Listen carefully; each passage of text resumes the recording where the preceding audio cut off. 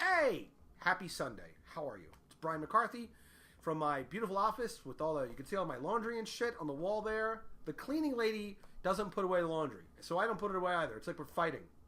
She won't put it away. I won't tell her to put it away. I'm very passive aggressive and I'm guilty. I feel like that white liberal guilt. Someone tells a little Mexican lady, could you please put this shit away? So it just opens up and it's a mess in here. I don't care. How are you? It's been a while since I've done one of these for a couple of different reasons. Notably, my mouth was not syncing up with the video. It was very disconcerting to watch. I couldn't watch it, and then people would watch them, and we would go, oh, I like these things you do, but your mouth isn't. So even though I'm saying something funny or remotely entertaining, you can't watch it because it's like watching in one of those old kung fu movies or something. So anyway, I think we fixed it. Let's just get right to it. I want to tell a funny story. I was talking to my friend Sasha on the telephone today, and I was talking about the Chelsea Hotel. And I have a funny story about the Chelsea Hotel. The Chelsea Hotel, for those of you who don't know, it's where Sid Nancy died, room 100. Dylan Thomas, I think he also died there. It's this old Victorian neo-Gothic. It's on 23rd between 7th and 8th. It takes up half the block. It's this massive old hotel.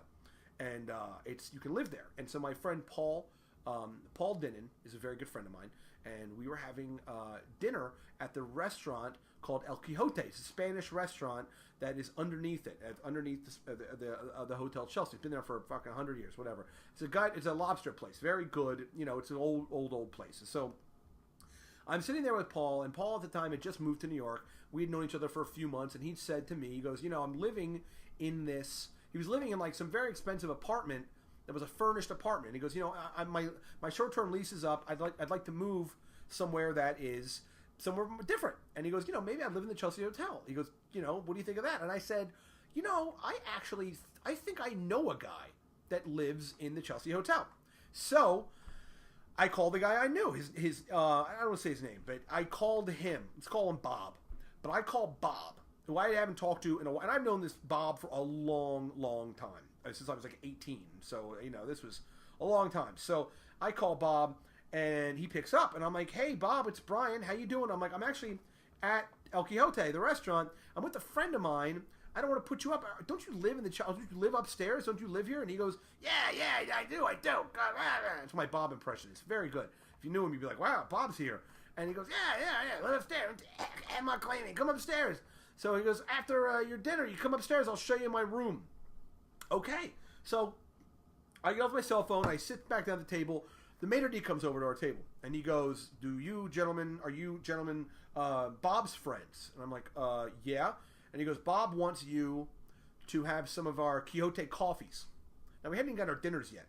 And they bring up, this place is famous for like big big coffee, and they dip the entire glass, sort of goblet, in sugar, and it's got like Kahlua and Bailey's and fucking rum and whatever, all kind of coffee liqueurs, and then coffee, and then spiked whipped cream. It's really good, but it's like this big, and he puts these down, so he goes, these are compliments of Bob, and puts down these two big fucking mugs of hot, this alcoholic coffee thing. So I'd like to have one right now.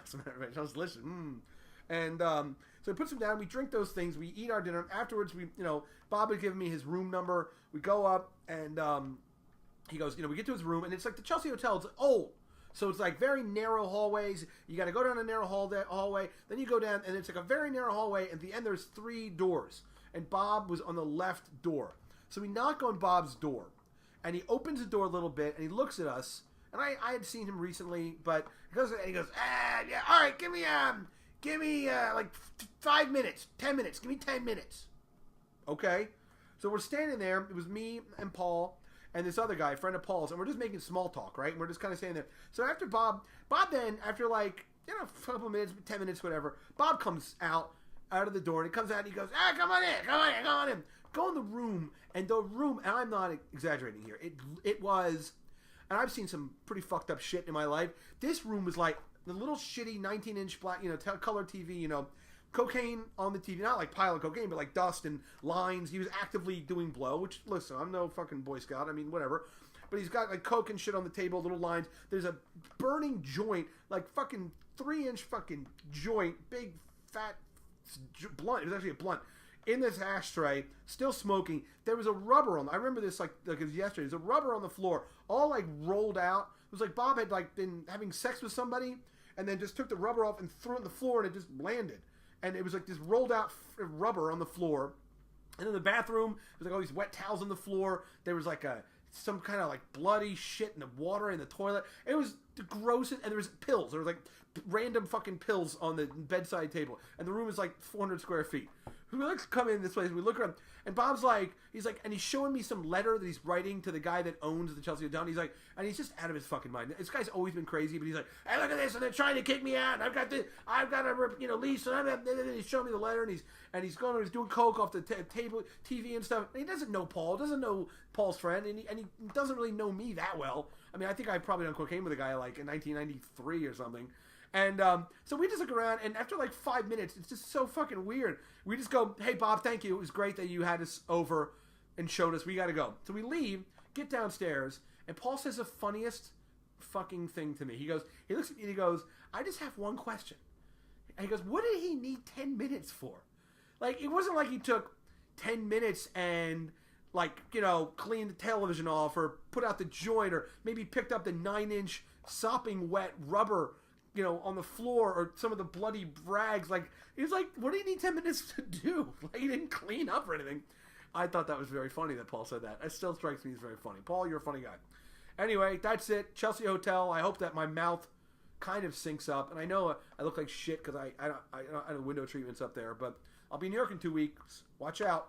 Okay, thank you, everybody. Have a good one.